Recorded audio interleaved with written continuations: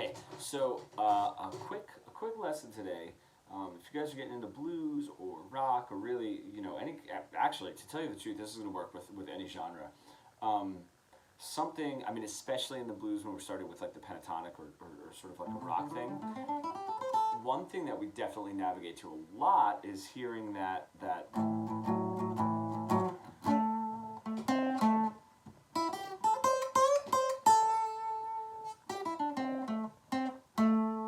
is sort of always going for these root notes, right? Because we can hear that's going to be the strongest sound, is that root note.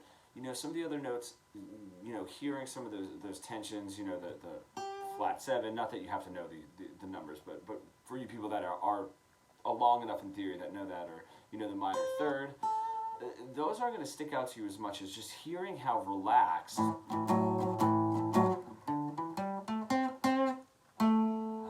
those root notes are, right? There, there, and there.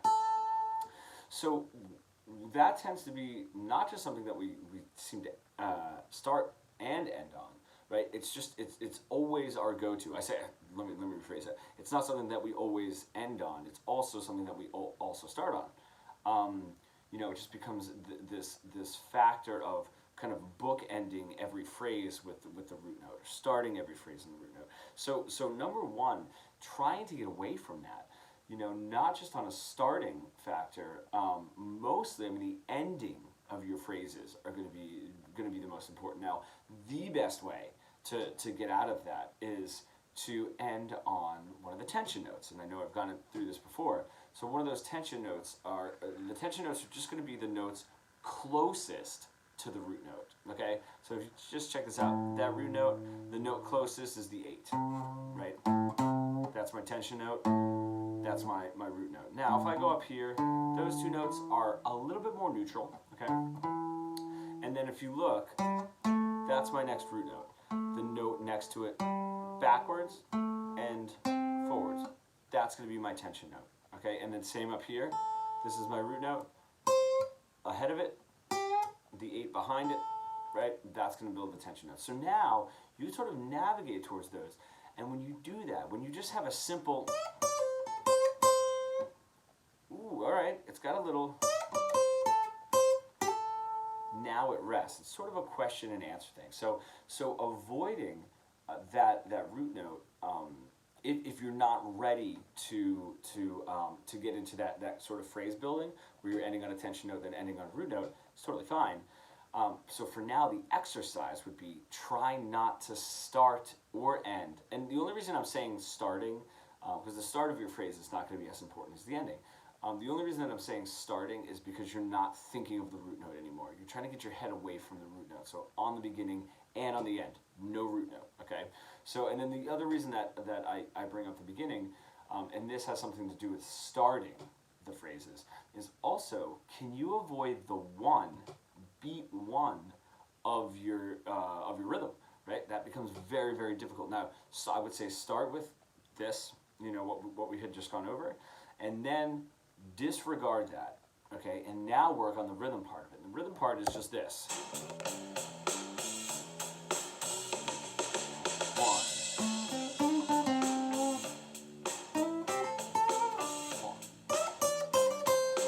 One.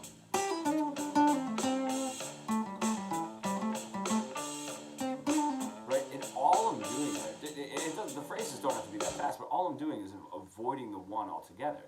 And I made it a little bit more like an exercise where I'm really sort of going right up to the one and then playing right after it. So it's really just that space. It's just something that I've been doing for like a little while. So you can do it even a little slower. 3, 4, 1. 4,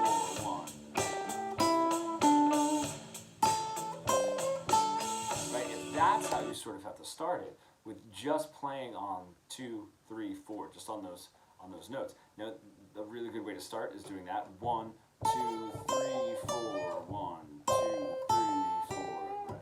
2, 3. And then what you do is you start sort of hearing that beat 2 through 4. You start moving around a little bit more in the sense of like 1, 2. 1.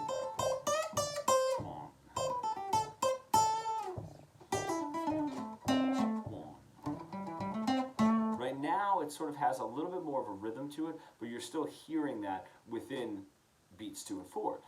Then you can get even more creative, where you're sort of coming in on the and of one or the E of one or something. So 1, 2, 3, 4, 1.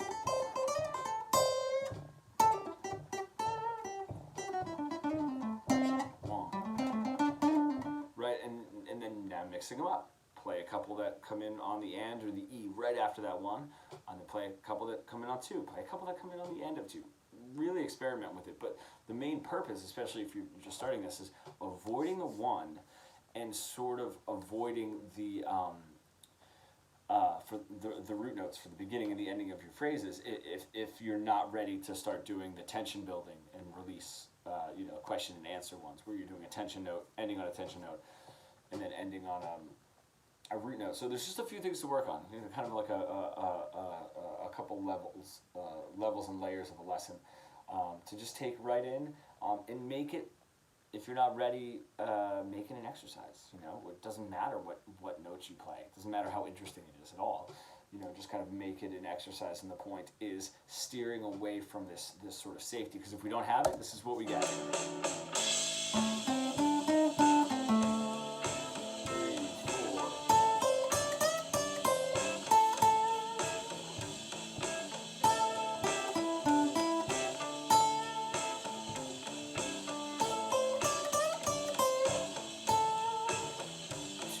Too boring, So just something to think about. Awesome, guys. I will see you later.